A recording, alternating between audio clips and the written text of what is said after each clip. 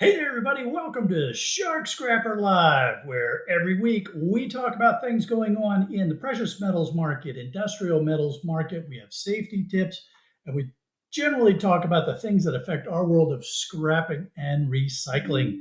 It is great to be here. Um, yeah, we had a little bit of a delayed start. That happens sometimes. Sorry about that. Um, just had a little resource allocation issue going on. Anyway, that's the software. So we are here. I've got a really good show planned for everybody this week. We've got a lot to talk about, so we're going to get right into it. I want to bring up the AppMex chart here. Let's see, who do we have on board here? We've got Scrapping Irish. Welcome. David Fillet is in the house. Welcome, welcome. Uh, yeah, it's pretty windy, David. It was one of the issues, if we drop out suddenly, it might be the wind. Um, yeah, Roger, the worst is supposed to be tonight. We've got a rough front coming through. It's going to get rough for folks. Let's see who else is here. Uh, Kenneth Lachlan 9271. Welcome, Kenneth. Great to have you here. Always good to see y'all. And Derby Hobby Scrapper. Derby, welcome. Great to have you here. Who else? Who else? I'm going down the list here, trying to catch everybody. Danny Sims 2714. Is that the Daniel Sims that I know from way back? If so, welcome. If not, well, you're still welcome. It's just I've got a good friend of mine, but we always used to call him Daniel. So I'd be surprised if his title was Danny Sims. Scrapping with Grandpa is in the house. Copper is king. I've been pouring mine into ingots. Well, good for you. We're going to talk about copper here in just a little bit. All right. So, hello, everybody. Welcome. And let's talk about gold. So, I know it's weird. It hasn't been behaving the way we kind of thought it would. So, first of all, we're over here on the AppMex site. I am not um, a app. I'm not sponsored by AppMex. I don't get any money from AppMex. So if you're looking for any of that kind of stuff, I just use AppMex to buy and sell. Um, and Something weird went on here. Hang on just a second. We got to do this, and then I have to do this. And this, and this. There we are. So I don't know what happened to my pen, but I had to go back and fetch the pen so we can draw. All right, so here we are with gold, and it climbed for a while, and then, hello, come here. What are you doing, gold? What are you doing? Come on. And then it dropped. Well, you know what? I don't think this wants to work today. Let's try something one more time. We're having some real technical challenges today for some weird reason. I don't know why. Let's go down here and do that again. And let's see what comes up. What do you think? Is it working now? Nope, it's not working. All right. I don't know what's going on with my drawing tool, but I'm not going to worry about it. We're just going to get back here and talking about gold. It climbed for a while, but then it fell off again. And this is strange because we would think that during a time of such turmoil in the world with, with U.S. and Israel attacking Iran, with the war in Ukraine still going on, with so many weird things happening, we would think that gold would logically be going up, right? Because you would think that investors would be going into the safe haven that is gold. And this apparently hasn't been happening. But there's some interesting discussions about why that isn't happening. and why folks like all of us don't need to be terribly concerned about that. It's best when we go over to the Trading Economics site and take a good look here. So I'm going to go back to let's go to 1 month, and let's go to the candlesticks. So each candlestick here represents an hour of trading. And so what we can see, and this is going back to February, how far back are we going? February 15. So we can see that we had this big drop here on March 3rd, and now the markets are sort of bouncing around here. So why is that going on? Well, because the US and Israeli attack into Iran is making the US dollar stronger, which I know that sounds kind of weird, but what I mean by stronger is any discussion of rate cuts is kind of disappearing. Now, I say it's completely off the table, but it's kind of fallen away. And so that means that interest bearing accounts like bonds are going to be something that investors are more interested in. Plus, investors are going to be looking for liquidity. Now, gold is a good safe haven asset, but it's not as liquid as cash. So you've got investors, industrial investors, going into cash. If we look up in the summary discussion from Trading Economics, we see here that they talk about a strengthening US dollar and fading expectation for interest rate cuts outweighed the traditional safe haven appeal of the precious metal. The dollar strengthened as investors sought liquidity following the announcement of the largest wave of strikes yet against the Iranian targets and the effective closure of the Straits of Hormuz. While geopolitical volatility typically drives bullion demand, the threat of persistent inflation from crude oil prices exceeding $100 a barrel has shifted the focus towards yield-bearing assets. Market participants have largely discarded the possibility of rate cuts in 2026 as rising energy costs complicate the path forward in price stability. The surge in the greenback and treasury yields has forced liquidations as investors sell gold to recover margin calls and raise cash. The metal is now set for a second straight weekly decline despite ongoing regional conflict. So there was an important statement right there at the end where they say has forced liquidations as investors sell gold to cover margin calls. Now, when most of us see the price of gold, the spot price of gold and stuff, a huge thing that influences that price of gold is the investor demand. And by that, we're talking paper. So the ETFs, the certificates, the paper assets that are supposedly backed with gold. A lot of these investments get made by borrowing money or by basic, by the put that says, yeah, I'm going to buy this, but I'm going to essentially, I'm going to do it on some borrowed money. Well, then what happens is if the value doesn't go up, the people that bought those assets borrowing money, they're in a jam because they have to cover that, and the people that they borrowed from can call their money, and they got to sell assets to cover that. So we see that the paper market for gold is really the big driver that's messing things up here.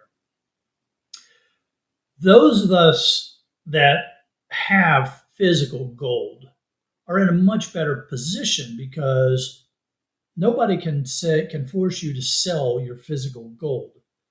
I mean, there was a long time ago in U.S. history when we went off of the gold standard, they were forcing people to sell their gold. That's a different issue entirely. But it's not like another investor can come in and tell you you have to sell your gold. So what happens is those of us that have a physical bar, silver, gold, whatever, we can hang on to it and then sell it when we want to, not in order to cover some other thing that's going on. And if you haven't borrowed against that gold, you're in a very good position, right? But a lot of the big investors, they borrow against positions that they have, and then they're forced into these squeezes where they have to sell in order to cover these debts. So that's why gold is going down a little bit when we would normally expect that gold would be headed up. But let's take a look at the forecast for gold. So we're going to go over here. We're going to go to the forecast. And when we do that, we automatically go to a 5-year look at gold prices. And we can see this 5-year chart, and we see that gold is still climbing. My research over the week has multiple people that are in line with this forecasted increase in gold over the long term. In fact, some of the places that I looked at are actually more bullish, putting the value of gold in the next 12 months at 6,000, 6,300, those kind of numbers. So while we may see a little bit of a pullback in the value of our gold bearing material, and you may see some yards and some buyers pull back a little bit on what they're offering, the long-term trend is very favorable for us, for gold values to keep going up, and therefore the value of our gold-bearing scrap, the circuit boards and RAM and CPUs and such, to continue to go up. So don't get disheartened because gold is going down a little bit right now. It's the long-term prognosis for gold is that it's going to keep climbing, and it's going to get back up into, if not record territory, at least near record territory from the perspective of what we've experienced in the last year or so. I'm not worried about it. I'm gonna, gold's going to keep on going up, and we're going to be fine. What you want to do is based on your risk tolerance. So you probably ought to just keep selling your gold bearing material the way you have been. Maybe keep a little bit back the stuff that doesn't take up a lot of space, like your RAM and your CPUs and stuff. If you don't need the cash, maybe hold those back, let the prices come back up again. But again, it's your risk tolerance. So a lot of it depends on, what you need to or want to do. Now, of course, if you need the cash flow to pay the bills, then you're selling into this market, and there's nothing wrong with that. You're selling into a good, strong market. I mean, some of the prices out there right now are fantastic. Don't feel like you're going to lose anything because you're doing fine. You're selling into a good, strong market, and that's a good place to be. All right, let's see. What kind of comments have we had about gold and who's come in? Let's see. I'm going back up here trying to figure out where I dropped off. Okay. Kenneth has joined us. Kenneth looking 9271. Welcome. Great to have you on board. My Vicarious Life 4012. Hola. Welcome. Great to have you here. E-Waste Jill has joined us. Just got a little over 6 inches of snow. Wow. And your sister got 13 inches. Man, that's a lot of snow. Well, that's Minnesota, right? Minnesota's used to snow, isn't it? Oh, man. And My Vicarious Life is saying Michigan is getting a lot of snow, too. We should have snow in Utah this time of year, but the bulbs are blooming instead. Yeah, there's a crazy heat dome. This is Dr. A006. There's a crazy heat dome taking taking shape out west. So yeah, that's gonna. I mean, they're getting summertime temperatures in some places out west. Um, a lot of talk about the weather and not much talk about gold, which is perfectly fine. Sister G123, welcome. Great to have you here.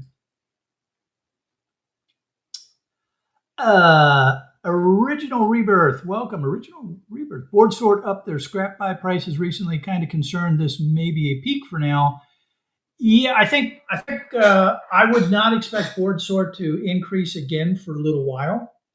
Board Sort is usually very thoughtful and methodical in why they increase their prices. So it's a very good sign that Board Sort increased their prices, because if they had long-term concerns, they wouldn't do that.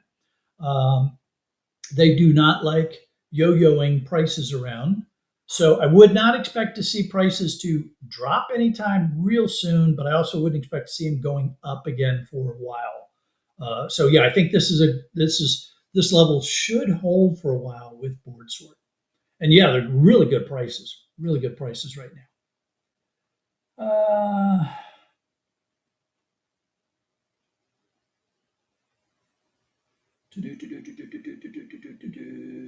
Some more weather talk going on, which is cool. Always good to talk about what's heading towards people, what people are doing.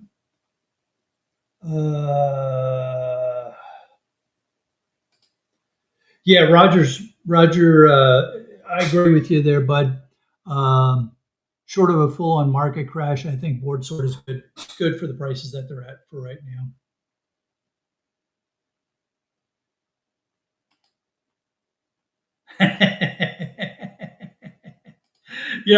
I wonder how many people remember those commercials. Oh man. Uh,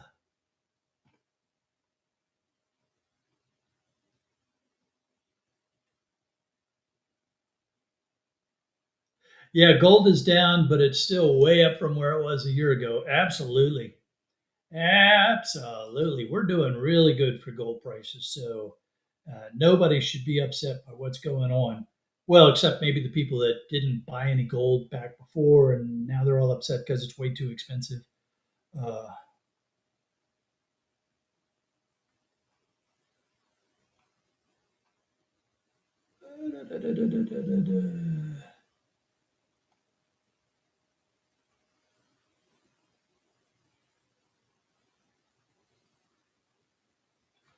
let's see. Original Rebirth saying, "Thanks. My wife wants to murder me, trying to get 1,000 pounds on the pallet, but don't want to be greedy. Getting a lot more material this month." Yeah, very cool, man. Very cool. It's always cool when you could break 1,000 pounds on the pallet, because um, in the LTL shipping world, there's this crazy thing that happens where, once you have a Gaylord size pallet, 48 by 48 by 36 ish, um, the more weight you can get in it, the less it costs you per pound to ship it. So yeah, the price will, it'll be more expensive, but if you look at it from the price per pound, it starts dropping, because you've got the volume part that you've paid for, and if the more you can shove in there, the heavier you can make that, then the lower it costs per pound. It's a really neat thing about shipping LTL. And man, I encourage you to try to break that 1,000 pound mark if you can. Absolutely. Roger's down here talking about trying to do the same this month with a Gaylord. So I encourage that. It's a great way to save some money on your shipping costs.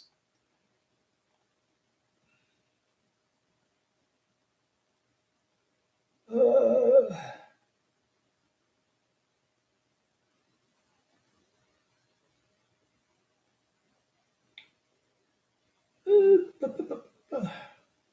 you are welcome. Always happy to help.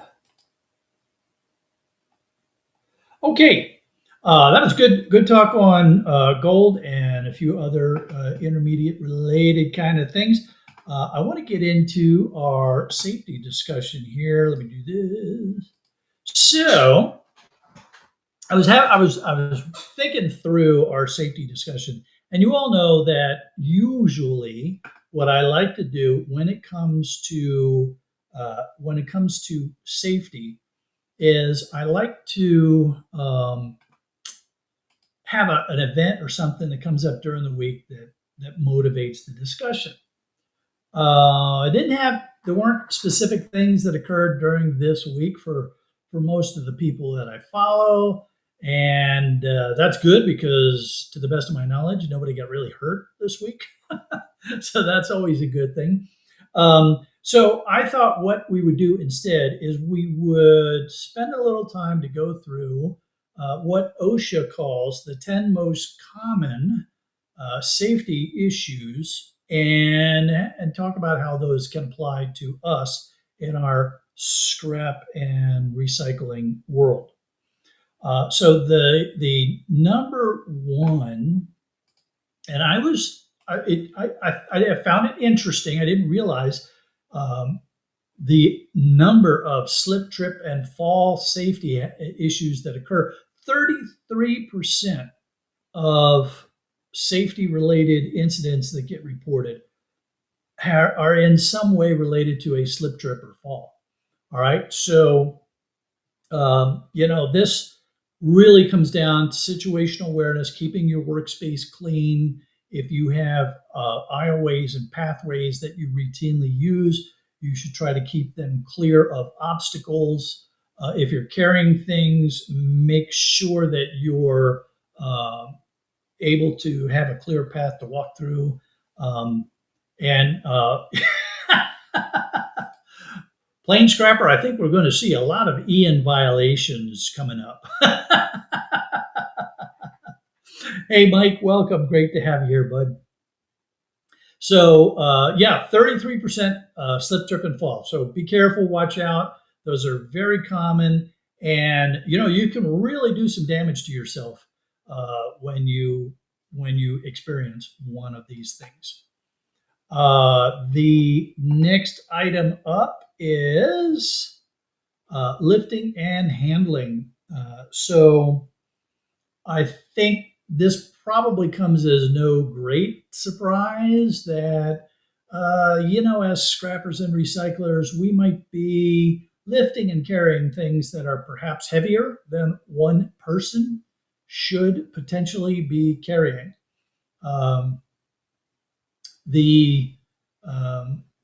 Generally speaking, anything up to about 40 pounds is okay. You want to use proper lifting and carrying techniques. We've discussed those in the past, and we'll talk about them again in the future at some point. Anything over 40 pounds should probably be a two-person lift, but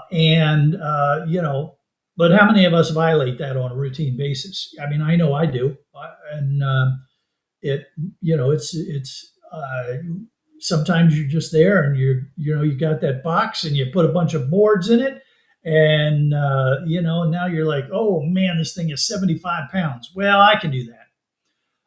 So certainly the more we exercise, the stronger we get, and if you're careful once or twice, that's not a big deal. But technically, if it's over 40 pounds, you really ought to have somebody helping you, or get some mechanical assistance to help you as well.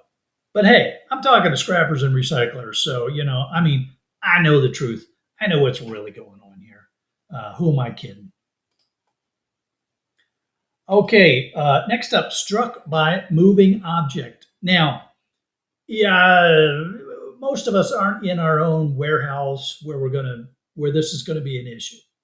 Where this is mostly an issue for us is going to be at the scrapyard or at our buyer's location, where they may have forklifts, pallet jacks, things that other people are operating, and we need to really keep our head on a swivel.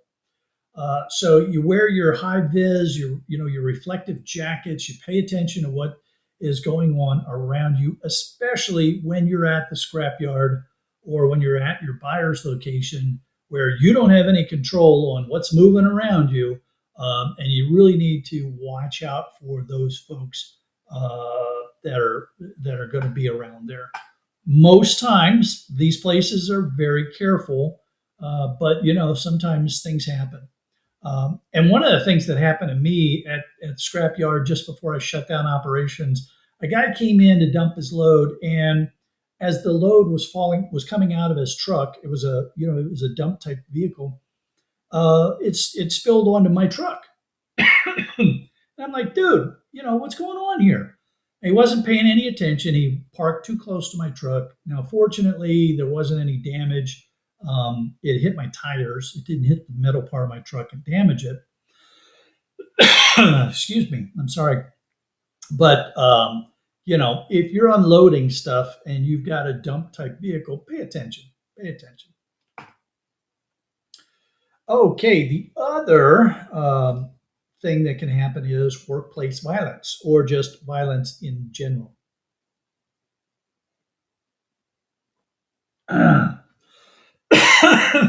Man, I'm sorry. I got a tickle going all of a sudden. The safest thing to do is walk away. All right. I think we have all been at a scrapyard where somebody has gotten really angry, and they're usually mad at the scrapyard or the prices. They're usually not mad at you unless you've done something to make them mad. And so I know that sometimes you want to, I hate the expression, but you want to man up and stand your ground. And, is it really worth it? I mean, come on. In this day and age, you don't know, what that other person is, packing. You don't know that they might be on edge from something completely unrelated. And the next thing you know, you're in a really bad situation. So I often say, just walk away. It's not worth it. It really isn't. And keep your eyes out for situations where it's best not to get involved at all. All right. Now, I know that sometimes you see things and you're compelled to get involved for the safety of others. That's an entirely different discussion for you to have with yourself, what you're comfortable with. But I'm looking at, the kind of situations that we're in as scrappers and recyclers. And the very common thing is the person that gets bent out of shape at the scrap yard and is just looking for someone to take it out on. Oops, come on over here. Okay, a fall from height. This is very different than a trip and fall. All right, so this is when you're up on an extension ladder, you're up on scaffolding. Again, this is probably not going to be an issue for most of us, unless maybe it's your workplace. Okay, but the biggest thing for most of us is going to be that we put up an extension ladder. We didn't set it down properly. It's got too steep or too shallow an angle on it, that kind of thing. But in the industrial workplace, in the primary workplace, fall from height is a big issue. So definitely, pay attention when you're around scaffolding and other construction sites, and if you're involved as a business routinely on ladders and such, be careful out there.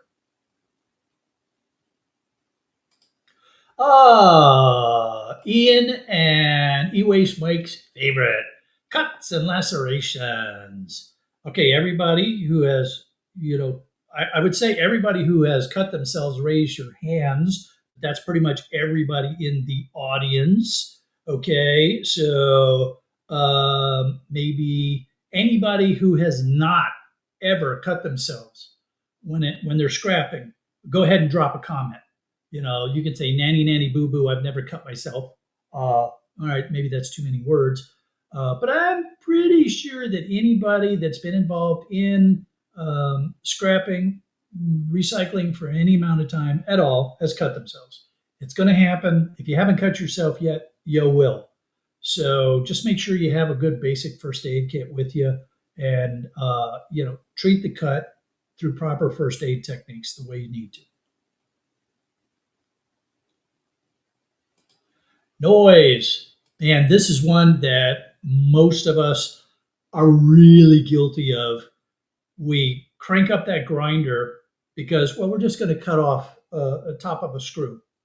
And grinders have to be one of those tools that most of us use that is almost guaranteed to violate noise limits. Now, usually it's going to be a short term limit, so we're kind of probably a little bit not really okay. But keep your hearing protection with you. I always keep my earmuffs right and my and a separate set of eye protection with my grinder, so that if I go to pick up the grinder, the eye protection, the hearing protection is right there with it, to remind me to put it on. And I know it seems like, well, it's just going to be a quick cut. I don't need to worry about it. But that noise damage can can take its toll over time and compound and make it worse. Now, here's the other thing that a lot of us do that we don't think about. We play the radio really loud. And why do you play the radio really loud? Well, because you're making all kinds of noise in your shop. Now you got this big loud radio going on top of all the other noise that's going. Yeah, just, remember, you damage your hearing, you don't fix that. Next thing you know, you're wearing hearing aids and you're 70, 80 years old, yelling at your wife at the grocery store, and young people are looking at you like, God, these crazy old people. Toxic fumes. Now, this is mostly an issue for those of you that do precious metal recovery. The acids that you use in combination with the metals creates fumes that will kill you.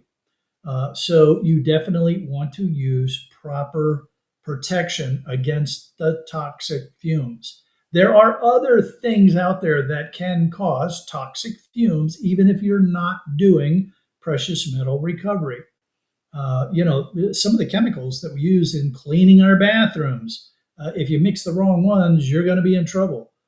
So pay attention to toxic fumes. And I would also throw into this one dust. So, when you're cutting that board, that grinder is throwing up a lot of nasty dust that you want to have some sort of filter on, breathing apparatus on, so that you're not making yourself sick from the stuff you're inhaling.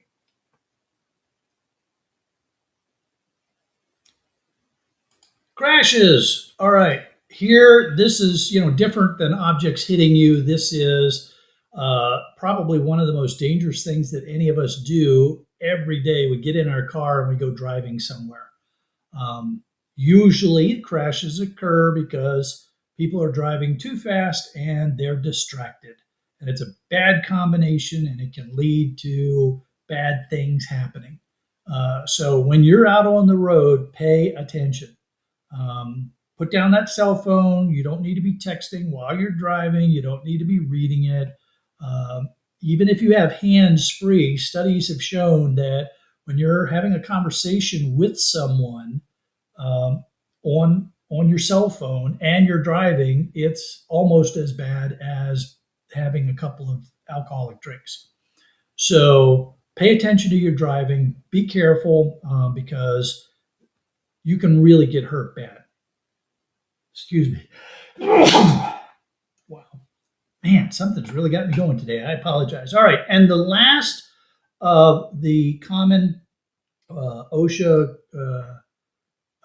safety issues are repetitive strains. This one's very common for us as scrappers and recyclers, because we're using wire cutters a lot, and we're using screwdrivers a lot, and we're using power tools with triggers on them.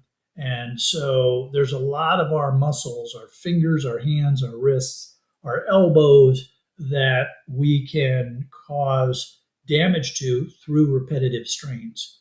The best thing to do is to break up your day. Try to use different tools throughout the day, so you're using different muscles throughout the day. Take some breaks. If your hand starts to cramp up while you're working, stop. You're causing damage. Give yourself a break there. And some ice can do wonders. Keep some ice packs around, some frozen peas, something like that. Ice down your hands, your elbow, whatever is really sore. It can actually do a lot of good to help you out later on. All right, so that was our safety discussion. Let's see. I'm going to go over here to the comments and uh, ba, ba, ba, ba.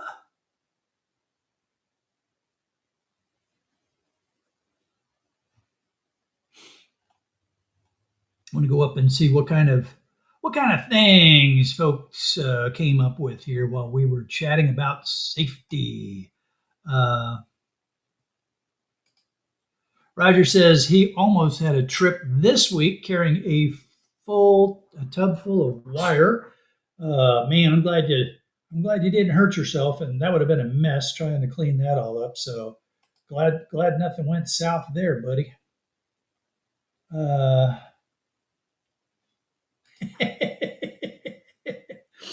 Two for two. Yeah, we worked through a bunch of Ian's damages, didn't we? Oh man, yeah. Ewish Jill was saying that her trucking company was self-insured. They issued ice cleats for all drivers, saved $35 million in the first year for insurance claims. They had 18,000 drivers. Yeah, I bet. Yeah, slipping on ice. Yeah, because truckers are in a whole different world of what they're dealing with all the time. Yeah, Roger, I thought I would just use the cat fight instead of people duking it out. The cat fight just seemed, yeah, kind of more appropriate. Uh,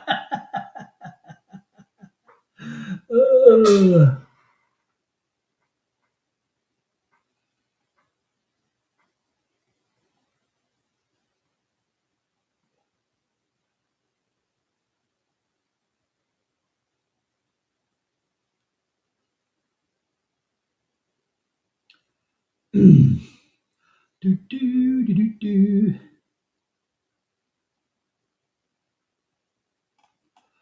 So Michael Anthony, interesting. I'm not going to put it up because um, I don't have the details to back that up. So we're going to hold off on any of that. But everybody saw it. If they're interested, they can take a look at that.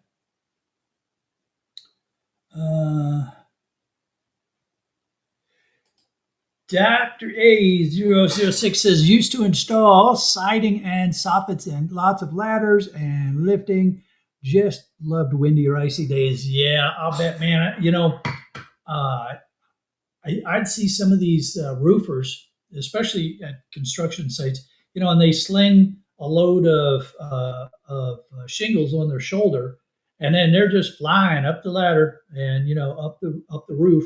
And I'm thinking to myself, dang man, I would have fallen 4 times by now. Mike is saying he's never cut himself. The tools have always cut him. Well, I suppose that's one way to look at it.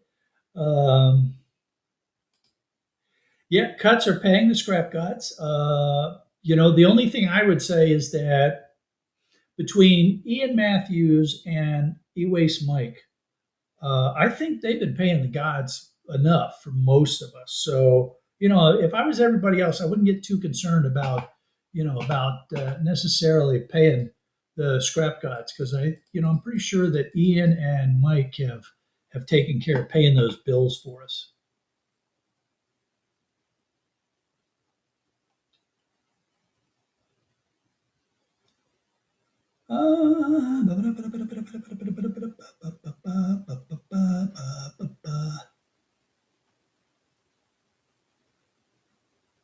Plain Scrapper, welcome. Great to have you here. He says, I switch out my trigger finger and my middle finger when drilling. Yeah, I do the same thing, and that's a very cool thing to do. It's instead of doing this all the time, do this a little bit if you can. Sorry about that, folks. unless you're Mike, in which case, Mike, keep doing that. But switching also try switching hands because just putting the tool in the other hand. One, it's good to practice using your non-dominant hand so that if something happens, you've got some practice using your non-dominant hand with tools. And it's also fun because when you use your non-dominant hand, you're also causing the wiring in your brain to have to flex and exercise as well. So definitely change up the fingers you use and the hands that you use as well. This is a really good point that 1972 A Russian Wolf is bringing up. By the way, welcome to the show. Great to have you here. Waiting for their dogs to trip them. Um, One of the things that I've seen, and I see it a lot up here in Western North Carolina, because it's a very dog friendly place. And so there's a lot of dogs that are in places that you normally wouldn't see dogs. Okay, and yeah, dogs are a trip hazard. All right, they don't understand, and a lot of dogs want to be with, near, get up on, be underfoot, and so they can become a trip hazard. And then the risk is you hurt yourself, or you hurt the dog, or you hurt yourself, the dog, and somebody else. So, dog is a pack animal. It wants to be around its pack, and I get it. But if you have your dog at work, make sure they're in a safe place where they're not going to be around the power tools where they can get hurt. And at home, of course, you just need to be careful. Our little golden retriever is with us all the time. We always have to keep an eye out for her.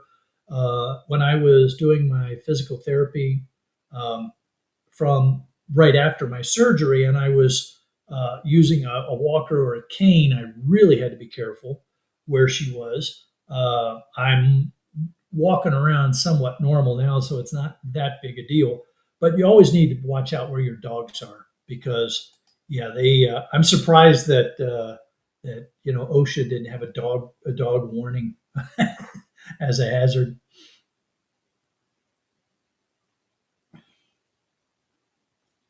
We didn't talk about silver today. We're talking about gold, and we're going to get over to copper here in just a minute. So we didn't talk about silver today.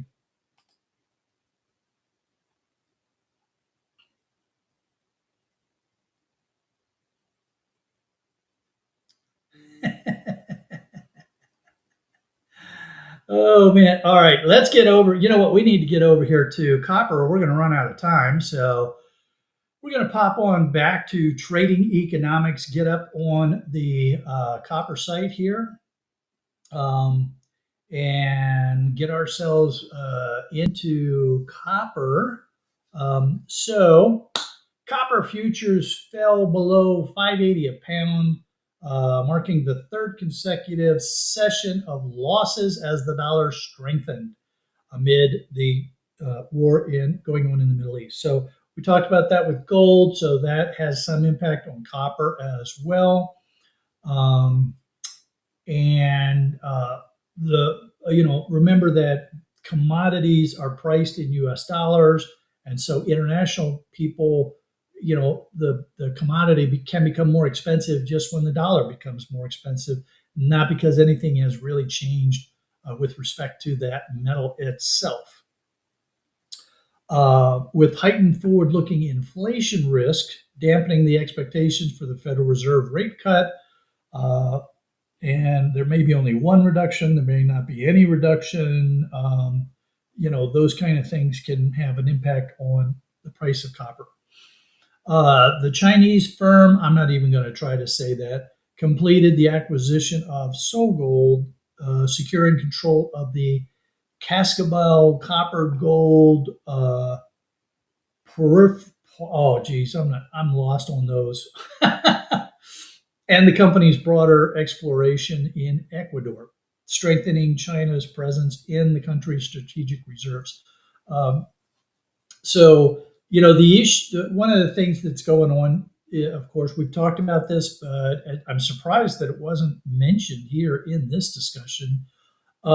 is that we have a situation where you have a high demand industrial metal like copper. Well, in fact, copper.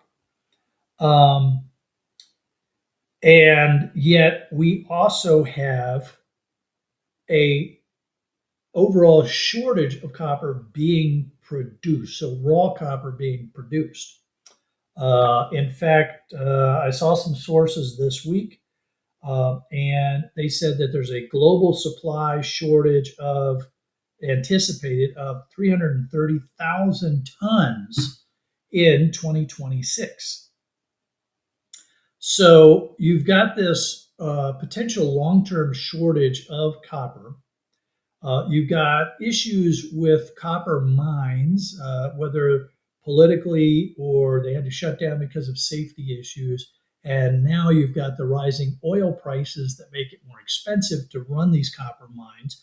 But on the flip side of that, you have a huge demand signal for copper in AI data centers and electrification projects. And so what happens is there's this push me pull going on with copper. Um, and the long term result will be a rise in copper prices.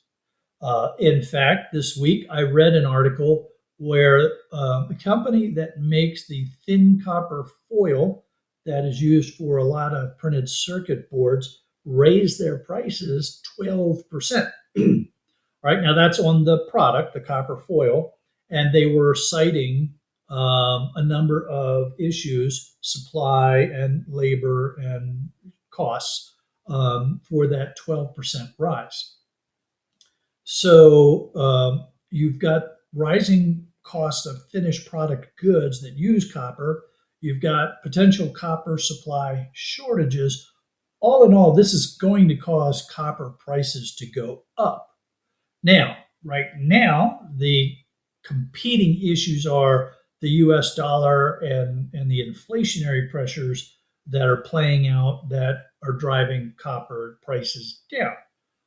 So we're going to see this volatility continue here for a while as investors try to understand what is going to have the major impact on prices. But long term, the general agreement is that copper is going to continue to go up.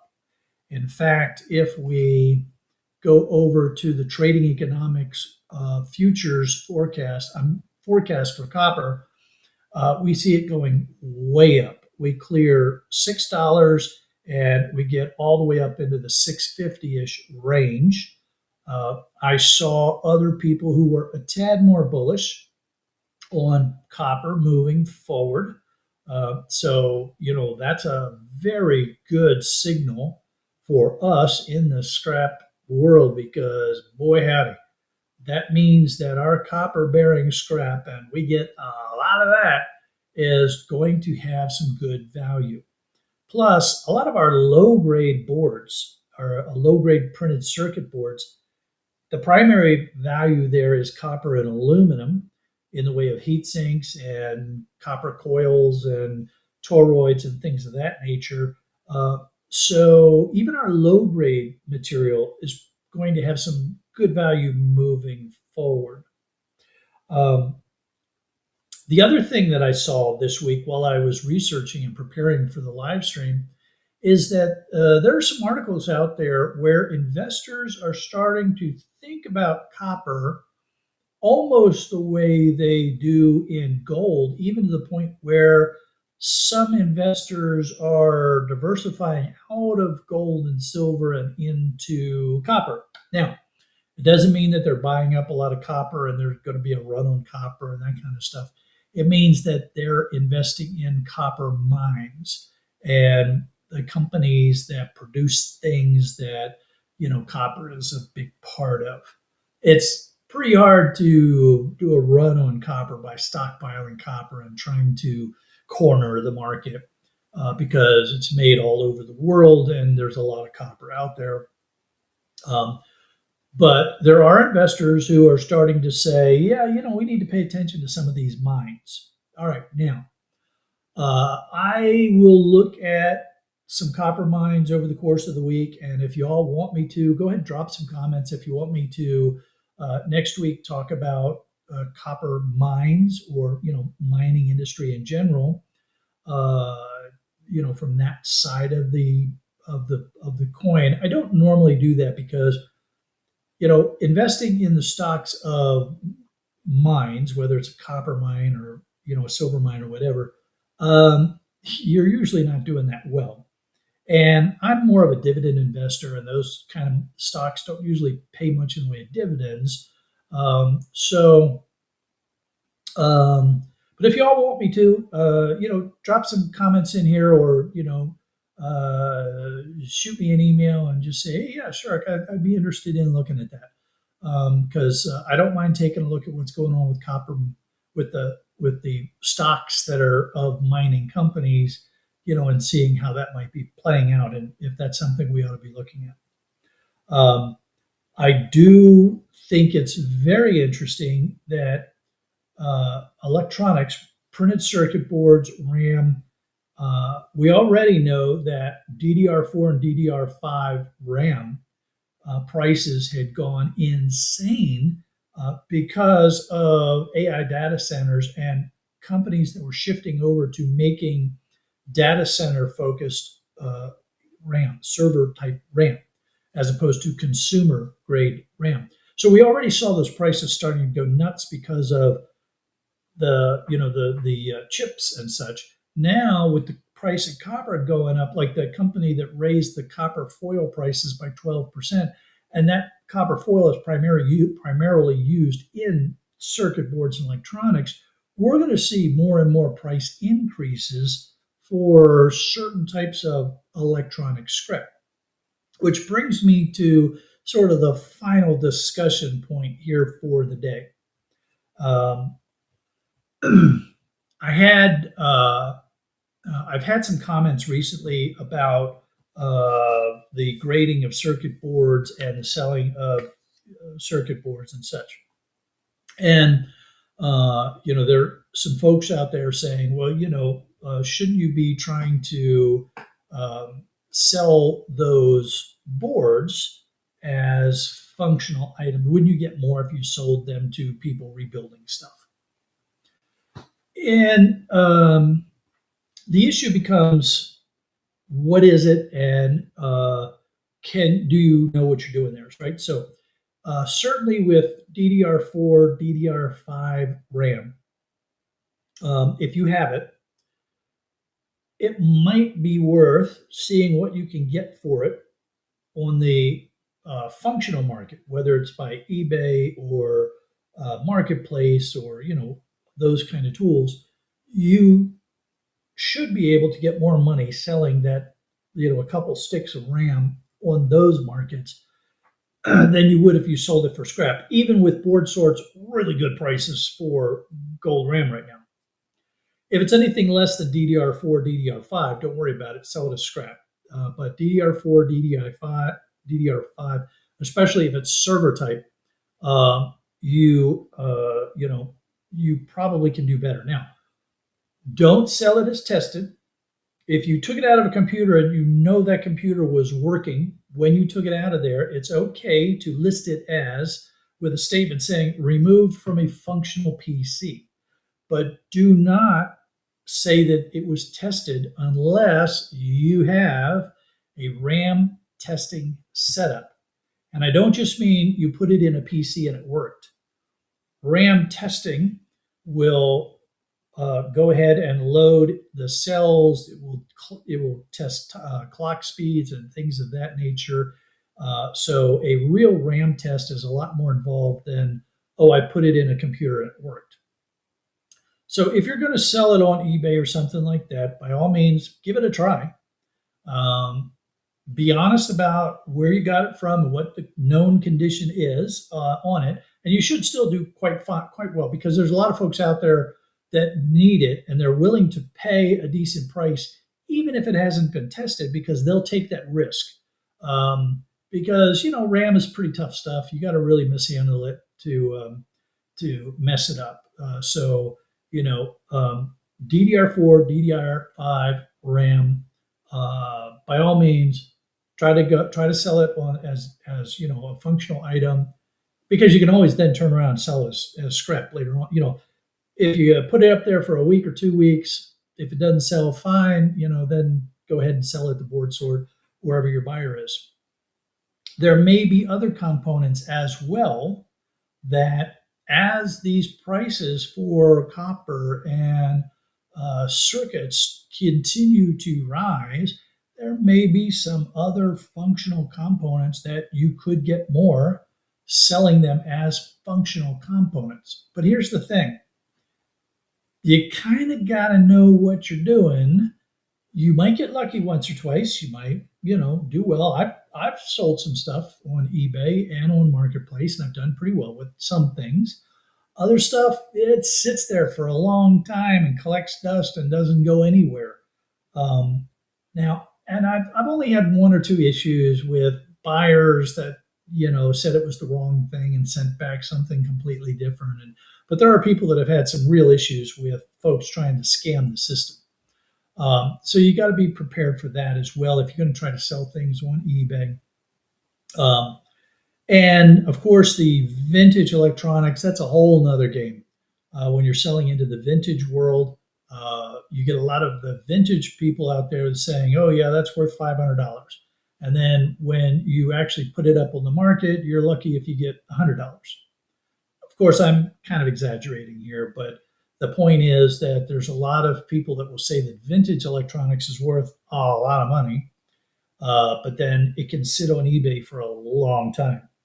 But by all means, if you have the time and you're comfortable selling on eBay and dealing with the shipping and all those kind of things, give it a try. All it means is that you spend a month, a couple weeks, a month, 2 months listing it, and then if you don't sell it, then you can always sell it as scrap. Okay. So with this world that's going on where copper is already pretty expensive and will continue to go up, where processing chips, RAM and such are going to continue to prices go up. Don't just immediately go into a scrap or precious metal recovery mindset. You might be able to do better by selling it as a functional item. Let's see, what kind of comments did this discussion generate? Ooh. Going back here for a while, trying to see where I left off.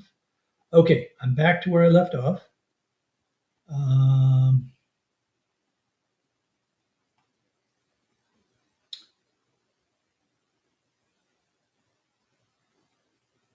Oh, Russian Wolf is Mike's Meltdown. Gotcha. Okay. Well, I'm glad you clarified that for us.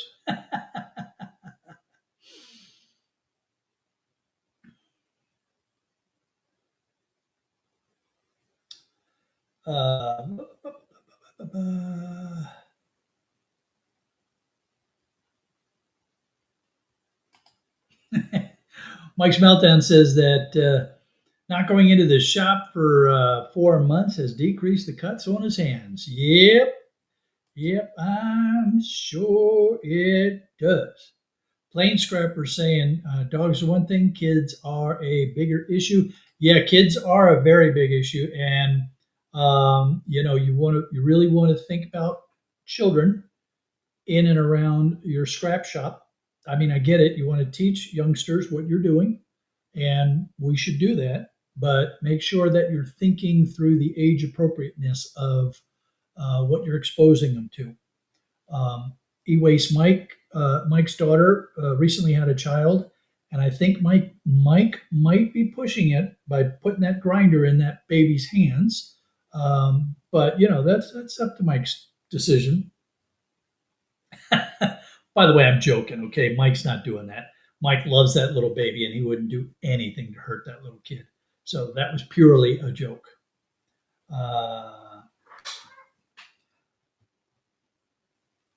P.A. Fisher's in the house. Welcome. Is that Paul?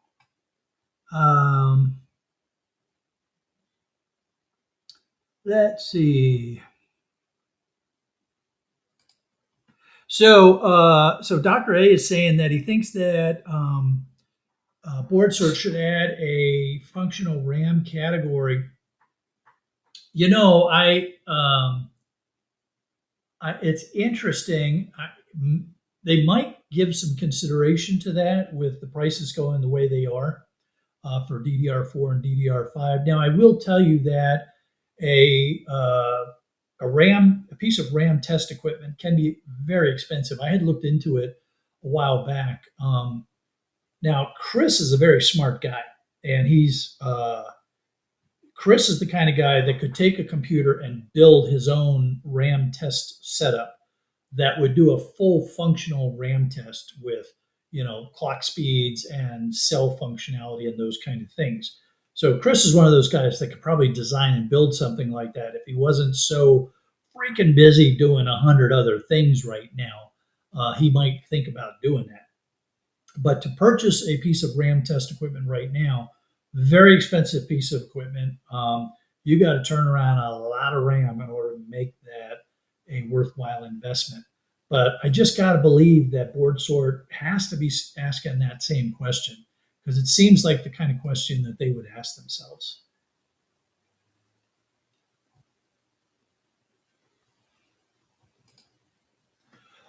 Mike's Meltdown, older 486 RAM and PCs and other vintage stuff. Check for buyers. Yeah, yeah.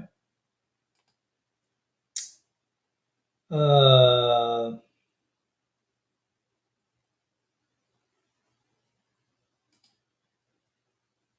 there's a cheap RAM tester that only tests the electrical connectivity of connectors. The cost under $30, but a real RAM tester comes in between $2,000 and $5,000. Yeah, yeah.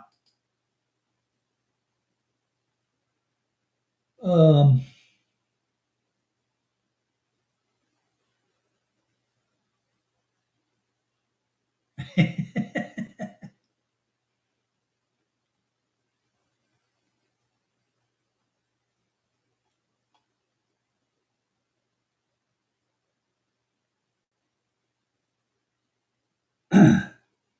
and we've had we got a couple of comments in here about companies. So yeah, I'll take a look at that. I'll make a note to look at that for next year for next week.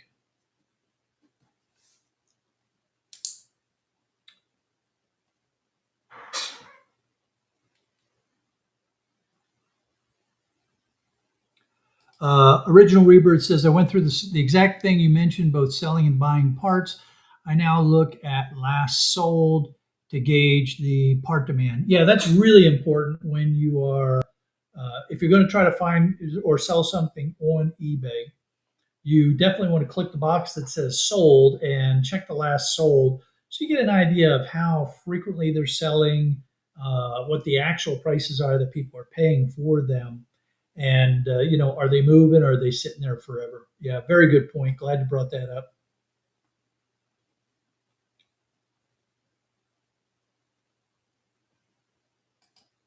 Yeah, certainly if you have the technical knowledge and skill to build a test setup that you can document your testing, by all means, more power to you.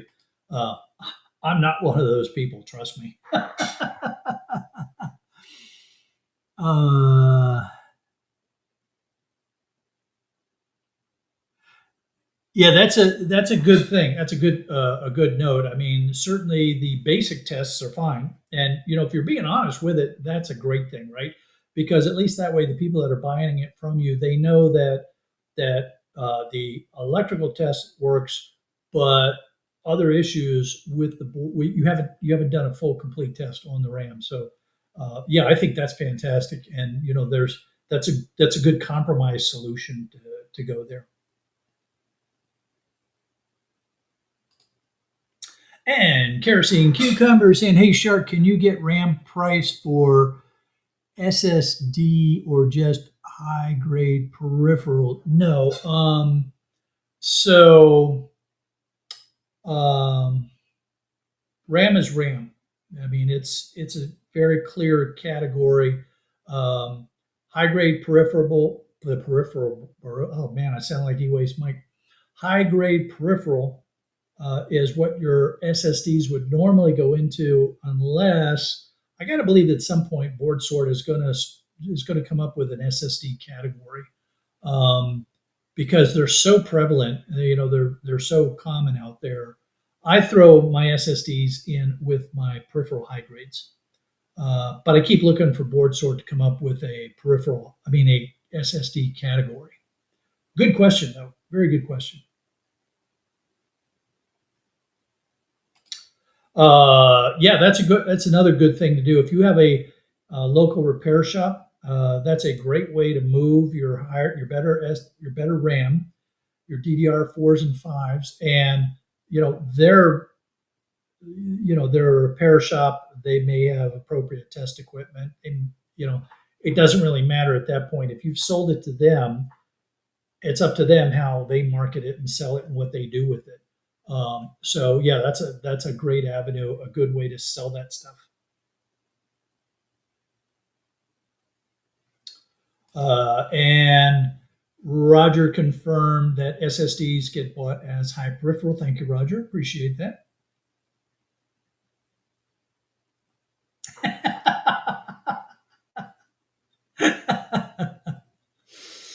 Oh man. For those of you that don't know, Mike and I go way back, and we love picking on each other. A few years ago, somebody got really really upset, because the way Mike and I pick on each other, and there was this one viewer that we had that was just, they were beating Mike up right and left. Oh, you're so mean to Shark. Why do you pick on him like that? So I'm just turning it around, giving him a little fair play back again.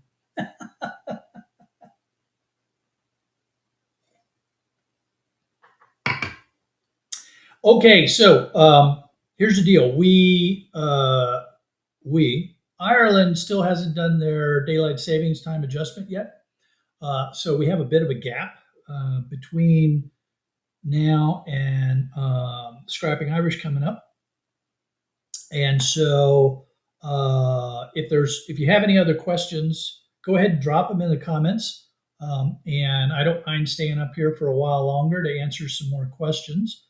And in fact, what we'll do is we'll go over and take a look at silver, because we had a question about silver and what silver is doing.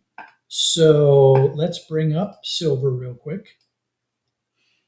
And here we see the 1 year on silver, and we see that silver prices retreated over 4% towards 80 an ounce. Same thing going on with silver as was going on with gold. Resurgent U.S. dollar amid fading expectations of interest rate cuts overshadowed the traditional appeal of precious metals during the turmoil and stuff.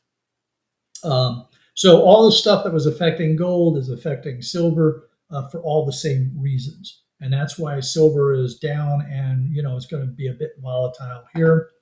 Let's go ahead and bring up the candlestick charts. Now, we're on the 1 year chart, and each candlestick is going to represent 1 day of trading. And if we zoom into this, we can see that, here on January 29th, silver crashed. We remember this. And now we're sort of going around here, a bit of volatility up and down, as investors try to figure out what they're going to do. So if we look at the long-term forecast for silver, now it defaulted to the 5 year chart, and you see silver climbing back up, getting to 96-ish and some change in the next 12-month period. So we're not going to get back up here to that $100, but silver's going to get back up. I think the long-term is good for silver. If you wanted to get some silver and you could get a good deal on a premium right now, you might want to think about getting some silver when it's down in these 80s, but just make sure you're paying attention to that premium.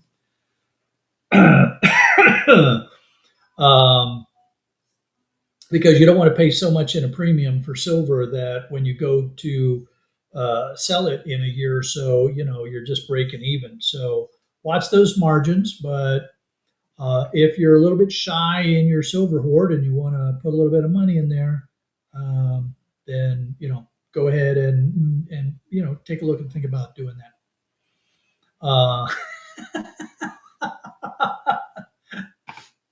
Y'all see what I mean? You see what I mean here about Mike?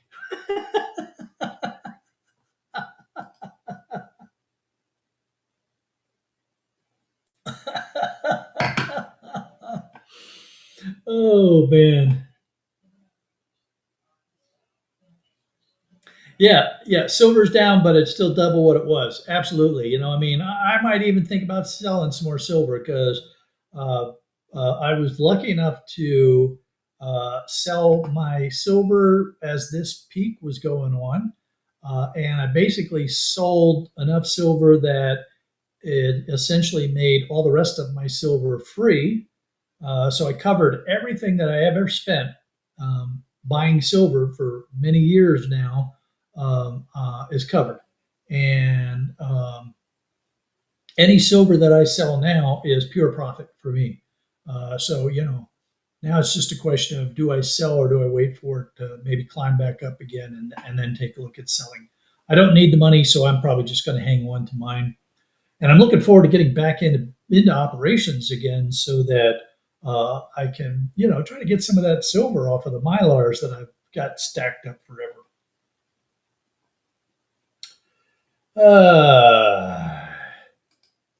So let's see. Mike's meltdown is asking for the meaning of life. Well, I'm gonna let you all work on that one. All right, I tell you what. Since we don't have any other comments going on here, questions, here's what we're gonna do. I'm gonna go ahead and shut down, make Mike happy. E-waste Mike. I'm gonna make him real happy. If you have autoplay enabled, you will get redirected to Irish's live stream. Now, of course, you're going to get the placeholder until Irish comes up live. If you do not have autoplay enabled, then please go into the YouTube site, type in Scrapping Irish, and join us over in Ireland for the Scrapping Irish live stream. It's always a really interesting stream because it's driven by the questions, not so much. He starts out with the question that he initiates with, and we all talk about that for a while. But as the questions and answers develop, the stream unfolds. So it's always a fun stream, and we never really know for sure what direction it's going to go in. So look forward to seeing all of you over in Ireland. If I don't see you over in Ireland at 4 p.m., well, then you have a wonderful and safe week. And Mike, you're very welcome. And I will. I'll take a look at some various stocks over the week that are dealing with mining and such, and it'll be a fun topic to talk about next week. You all have a very safe week. We'll catch you on. Well, as we used to say, we'll catch you on the flip side. But I don't know if anybody says that anymore. Anyway, we'll see you all over in Ireland.